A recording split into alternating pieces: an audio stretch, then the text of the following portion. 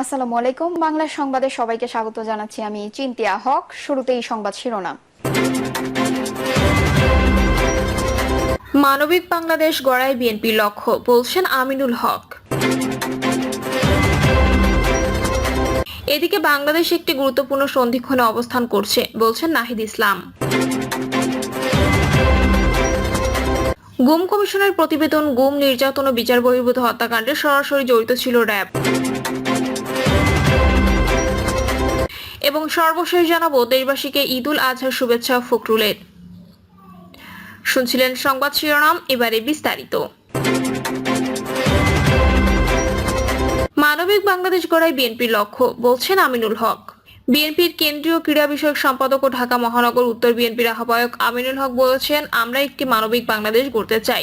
সেই লক্ষ্য নিয়ে বিএনপি সাধারণ মানুষের পাশে থেকে কাজ করছে। তিনি বলেন, আমাদের নেতা তারেক রহমান শুরু থেকেই বলে আসছেন, আমরা শুধু রাজনৈতিক দল নয়, আমরা একটি মানবিক আন্দোলনের অংশ। সমাজের দারিদ্র, এতিম, অসহায় মানুষদের পাশে দাঁড়ানো আমাদের নৈতিক দায়িত্ব। তিনি আরো বলেন, বিএনপি সবসময় ভালো কাজের পাশে থাকে। তারেক রহমানের নির্দেশে আমরা সমাজ কল্যাণমূলক কাজে উৎসাহ দেই এবং নিজেরাও অংশগ্রহণ করি। এর আগে তিনি এফএমএস সোশ্যাল কনসালটেশন সেন্টারের উদ্যোগে বিনামূল্যে কম্পিউটার প্রশিক্ষণ ও ফ্রি ফ্রাইডে ক্লিনিকের উদ্বোধন করেন। সংশ্লিষ্টরা জানান, সেবামূলক এই আয়োজনে কম্পিউটার প্রশিক্ষণের পাশাপাশি কন্যা দায়গ্রস্ত পরিবারের জন্য আর্থিক সহায়তা, বিধবা ও স্বামী হারানো নারীদের মধ্যে সেলাই মেশিন এবং শারীরিক প্রতিবন্ধীদের মধ্যে হুইল চেয়ার বিতরণ করা হয়। বাংলাদেশ একটি গুরুত্বপূর্ণ সন্ধিক্ষণে অবস্থান করছে, বলছেন নাহিদ ইসলাম। বাংলাদেশে নিযুক্ত চীনের রাষ্ট্রদূতের সঙ্গে বৈঠক করেছেন জাতীয় নাগরিক পার্টি। বৈঠকে এনসিপির প্রতিনিধি দল বাংলাদেশের অন্তর্ভুক্তিমূলক গণতান্ত্রিক রূপান্তর নিয়ে নিজেদের দৃষ্টিভঙ্গি উপস্থাপন করে। চীনা দূতাবাসের পক্ষ থেকে পাঠানো এক আনুষ্ঠানিক আমন্ত্রণে সাড়া দিয়ে বিএনপির আহ্বায়ক নাহিদ ইসলামের নেতৃত্বে একটি প্রতিনিধি দল রাষ্ট্রদূতের সঙ্গে বৈঠক করেন। এনসিপির পক্ষ থেকে পাঠানো এক বিবৃতিতে এসব তথ্য জানানো হয়েছে। রাষ্ট্রদূতের সঙ্গে বৈঠকে এনসিপির আহ্বায়ক নাহিদ ইসলাম বলেন, জাতীয় নাগরিক পার্টি দৃঢ়ভাবে বিশ্বাস করে একটি টেকসই গণতান্ত্রিক পথ কেবলমাত্র জন আকাঙ্ক্ষা ও কাঠামোগত সংস্কারের উপর ভিত্তি করে প্রতিষ্ঠিত হতে পারে। এ প্রেক্ষিতে নির্বাচনের তারিখ ঘোষণার পূর্বে জুলাই সনদ প্রণয়ন ও প্রকাশ অত্যন্ত গুরুত্বপূর্ণ। কারণ এই সনদ শুধুমাত্র একটি নীতিগত দলিল নয়, বরং জুলাই আন্দোলনে যারা রাস্তায় নেমে পরিবর্তনের স্বপ্ন প্রাণ দিয়েছেন তাদের প্রতি আমাদের নৈতিক দায়বদ্ধতাও বটে। তিনি উল্লেখ করেন, এই জুলাই সনদ জুলাই আন্দোলনের নির্বাচন সংস্কার, বিচার বিভাগের স্বাধীনতা এবং অন্তর্ভুক্তিমূলক রাজনৈতিক অংশগ্রহণের একটি সুস্পষ্ট ভিত্তি স্থাপন করবে এবং ভবিষ্যৎ রাজনীতির পথপ্রদর্শক হিসেবে কাজ করবে। নাহিদ ইসলাম আরো বলেন, বাংলাদেশ এখন একটি গুরুত্বপূর্ণ সন্ধিক্ষণে অবস্থান করছে। প্রেক্ষাপটে এনসিপি সরকারের পদক্ষেপ ও অন্যান্য রাজনৈতিক দলগুলোর কার্যক্রম নিবিড়ভাবে পর্যবেক্ষণ করছে এবং আশা করছে জুলাই সনদ প্রণয়ন ও ঘোষণার প্রক্রিয়া আর বিলম্বিত না হয়ে যথাযথ আন্তরিকতার সঙ্গে দ্রুততম সময়ের মধ্যে বাস্তবায়িত হবে, যাতে শহীদদের আত্মত্যাগ ও গণতন্ত্র পুনরুদ্ধারের আকাঙ্ক্ষা পূর্ণতা পাবে। তিনি নির্বাচন কমিশনের কাঠামোগত সংস্কারের প্রয়োজনীয়তার উপর বিশেষ গুরুত্ব দেন। এনসিপি প্রকৃত অর্থে স্বাধীন ও দল নিরপেক্ষ নির্বাচন কমিশনের দাবির পুনরুল্লেখ করে, যা গণতান্ত্রিক প্রক্রিয়া, জনবিশ্বাস ও আস্থা পুনঃস্থাপন করবে। একই সঙ্গে স্থানীয় সরকার নির্বাচন এবং পরবর্তীতে একটি গণপরিষদ ও আইনসভা নির্বাচন অনুষ্ঠানের দাবির কথা জানান, যাতে সব পর্যায়ে জনগণের অংশগ্রহণ ও প্রাতিষ্ঠানিক জবাবদিহিতা নিশ্চিত হবে। চীনের রাষ্ট্রদূত ওয়াও ইয়ান এনসিপি প্রতিনিধি দলের সামগ্রিক রাষ্ট্র ভাবনাকে আন্তরিকভাবে স্বাগত জানান এবং তাদের চিন্তাশীল অংশগ্রহণের জন্য ধন্যবাদ জানান। তিনি চীনের অহস্তক্ষেপ নীতির পুনরুল্লেখ করেন এবং বাংলাদেশের সামাজিক ও অর্থনৈতিক উন্নয়নের সহযোগিতার ব্যাপারে চীনের প্রতিশ্রুতি পুনর্ব্যক্ত করেন। রাষ্ট্রদূত রাজনৈতিক পক্ষগুলোর মধ্যে ধারাবাহিক ও গঠনমূলক সংলাপের গুরুত্ব তুলে ধরেন এবং বাংলাদেশের ভবিষ্যৎ গঠনে তরুণদের ভূমিকাকে অত্যন্ত গুরুত্বপূর্ণ বলে মন্তব্য করেন। গুম কমিশনের প্রতিবেদন, গুম, নির্যাতন ও বিচার বহির্ভূত হত্যাকাণ্ডে সরাসরি জড়িত ছিল র্যাব। 2004 সালে স্বরাষ্ট্র মন্ত্রণালয়ের অধীনে একটি আধা সামরিক আইন শৃঙ্খলা রক্ষাকারী বাহিনী হিসেবে গঠিত হয় র্যাপিড অ্যাকশন ব্যাটালিয়ন। সন্ত্রাসবাদ, মাদক চোরাচালান ও সংঘবদ্ধ অপরাধ দমনের লক্ষ্যে এ বাহিনী প্রতিষ্ঠা করা হয়। প্রথম দিকে সংস্থাটি অপরাধ দমন ও জননিরাপত্তা রক্ষায় গুরুত্বপূর্ণ ভূমিকা রাখলেও অল্প সময়েই এটি গুরুতর মানবিকতার লঙ্ঘনের প্রতীক হয়ে ওঠে। পরবর্তী সময়ে সরাসরি গুম, হেফাজতে নির্যাতন ও বিচার বহির্ভূত হত্যাকাণ্ডে জড়িত হয়ে পড়ে। প্রকাশিত প্রতিবেদনে র্যাবের বিস্তারিত ভূমিকা তুলে ধরে বলা হয়, বর্তমানে র্যাবের অধীনে দেশব্যাপী মোট 15টি ব্যাটালিয়ন রয়েছে। প্রতিটি ব্যাটালিয়নের অধীনে 3 থেকে 4টি ক্রাইম প্রিভেনশন কোম্পানি কাজ করে। বাহিনীটি মহাপরিচালকের নেতৃত্বে 10টি কার্যকর শাখায় মাধ্যমে পরিচালিত হয়। এর মধ্যে অপারেশন, গোয়েন্দা, আইন ও গণমাধ্যম এবং বিমান শাখা অতিরিক্ত মহাপরিচালকের অধীন এবং প্রশাসন ও অর্থ, যোগাযোগ ও MIS তদন্ত, ফরেনসিক, প্রশিক্ষণ, অভিযোজন এবং গবেষণা ও উন্নয়ন শাখাগুলো অতিরিক্ত মহাপরিচালকের অধীনে কাজ করে। প্রতিষ্ঠার শুরুর দিকে র্যাব অপরাধ দমনে গুরুত্বপূর্ণ ভূমিকা রাখলেও অল্প সময়ের মধ্যে মানবাধিকার লঙ্ঘনের জন্য ব্যাপকভাবে সমালোচিত হতে থাকে।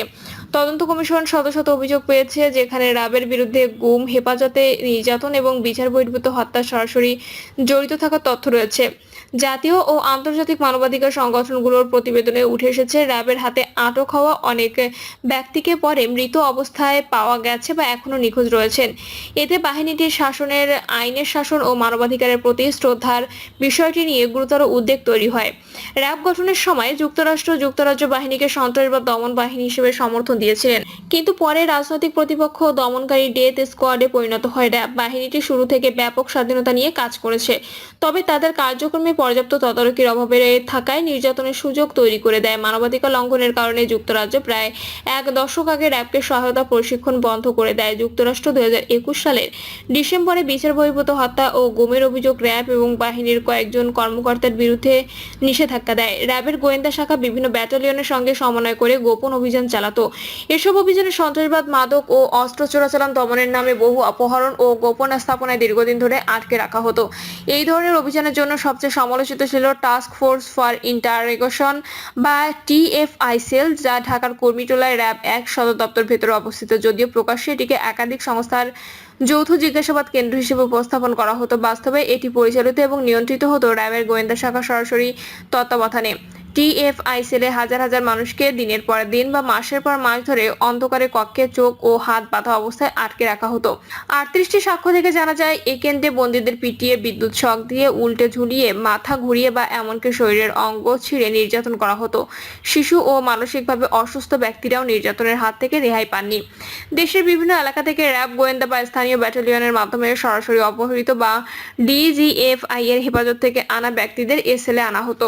অনেক ক্ষেত্রেই তাদের হত্যা করে লাশ নদীতে ফেলে দেওয়া হতো, যাতে খোঁজ ও শনাক্তকরণ অসম্ভব হয়ে পড়ে। কমিশন এখনো প্রায় প্রতিদিনই নির্যাতন কেন্দ্রটি সম্পর্কে নতুন নতুন অভিযোগ পাচ্ছে, যা নির্যাতনের ব্যাপকতা ও ধারাবাহিকতা প্রমাণ করে। 2024 সালের 5ই আগস্ট সরকার পরিবর্তনের পর র্যাব বাহিনী সেলের প্রকৃত পরিচয় আড়াল করতে সক্রিয় হয়।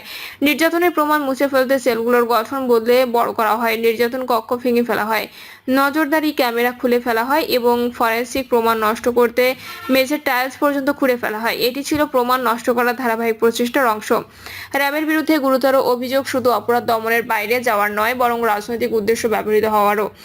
বিরোধী দল, মানবাধিকার কর্মী ও ভিন্ন মতের মানুষদের উপর দমন পীড়নে র্যাবকে ব্যবহার করা হয়। অনেক ভুক্তভোগী জানিয়েছেন, র্যাব সদস্যরা জানতেন যে তাদের বিচার হবে। এই দায়মুক্তি সংস্কৃতি তাদের বেপরোয়া করে তোলে বলে অভিযোগ তাদের। এর ফলে জনমনে আইন শৃঙ্খলা বাহিনীর প্রতি ভয় জন্মায়, মানুষ বিচার পাওয়ার আশা হারায় এবং গোটা ব্যবস্থায় জবাবদিহিহীনতা সংস্কৃতি গড়ে ওঠে।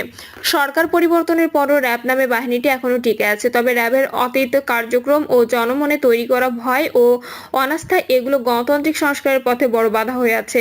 কমিশন মনে করে, সত্যিকারের পরিবর্তন আনতে হলে র্যাব বাহিনীটির পুরোপুরি বিলুপ্তি করা দরকার। এটি না হলে দায়মুক্তির চক্র বন্ধ হবে না, জনহত্যা ফিরবে না এবং মানবাধিকারের প্রতি শ্রদ্ধাশীল একটি নিরাপত্তা ব্যবস্থা গড়া সম্ভব হবে না।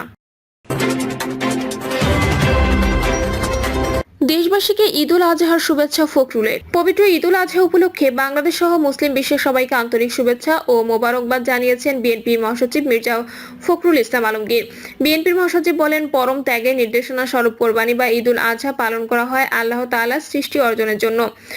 ঈদ উল আজহার তাৎপর্য হলো আল্লাহর নৈকট্য লাভ করা। সেজন্য বিশ্ব মুসলিম ঈদ উল আজহার উৎসবে মিলিত হয়, মনের অশুভ অন্ধকার দূর করে সহজ সরল অনাড়ম্বর জীবনযাপনের মাধ্যমে স্রষ্টার সন্তুষ্টি অর্জনের মূল শিক্ষার উৎসব হচ্ছে পশু কোরবানি। বিগত 1.5 দশকের রাজনৈতিক বাস্তবতা প্রসঙ্গে বিএনপির মহাসচিব বলেন, দানবীর দুঃশাসনের জাতকাল থেকে জনগণ খানিকটা স্বস্তি পেলেও চূড়ান্ত মুক্তি ও অধিকার প্রতিষ্ঠার জন্য আমাদেরকে এখনো অনেকটা পথ পাড়ি দিতে হবে। প্রিয় দর্শক, এই ছিল এখনকার সর্বশেষ সংবাদ। আপডেট সব সংবাদ পেতে চ্যানেলটি সাবস্ক্রাইব করে বেল আইকনটি ক্লিক করে রাখুন।